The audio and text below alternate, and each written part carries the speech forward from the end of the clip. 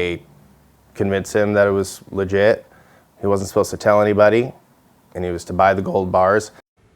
Last week, the Clark County Sheriff's Office announced they were investigating a sophisticated scam after an elderly woman was swindled out of more than $500,000 in gold coins. However, she may not be the only one. Our Celine Stevens spoke with the owners of a local precious metals and coin store who says one of his customers were almost also scammed as well. Celine? John, so the owner of Portland Precious Metals and Coins says he had an elderly client just last week who tried to buy over $150,000 worth of gold bars from him. That customer eventually telling the owner he was even getting calls from someone posing as a sheriff in Washington, D.C. Luckily for that customer, the deal never got done.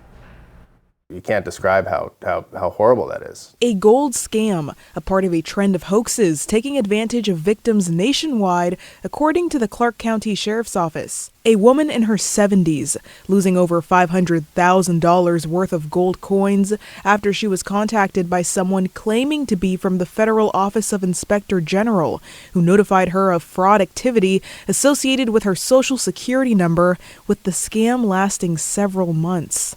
When you're young and you lose your life savings, you still have everything ahead of you. You can make it back. You can't make it back with once you're elder. CCSO is investigating that scam, but according to Michael Kukulis, owner of Portland Precious Metals and Coins, it may be more widespread than some think. He says it started with a phone call from an elderly customer last week asking to buy $150,000 worth of gold bars. He asked, how soon can he have it? Can he just pick it up right away? And he wanted to wire the money, and a little bit of a sense of urgency in his voice. He says the customer raised the request to $170,000, placing the order Thursday. We locked him in at a price for 57 1-ounce gold bars, and everything was normal. Friday comes along, and I receive a call from his banker with him on a conference call. And his banker says, we need to cancel that order because this whole thing was a scam. Kukulis spoke with the customer after, learning what happened. Initially, they called him, said his Social Security number was compromised.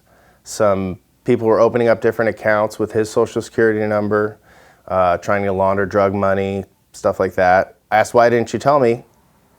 And he said, well, they told him not to tell anybody, and they made some threats. He says the customer told him the scammers even had him talk to someone claiming to be a sheriff from Washington, D.C. Kukulis says when he heard about the Clark County victim, he started to form a connection. The details were identical. The Social Security number, the fake bank accounts. That's horrible. I mean, it's evil. I mean, you're taking people's life savings. The Clark County Sheriff's Office says if you receive a suspicious call, contact the agency you think you're dealing with directly to verify the situation. And remember, a government agency will never ask for payments in gold, gift cards, or cryptocurrency.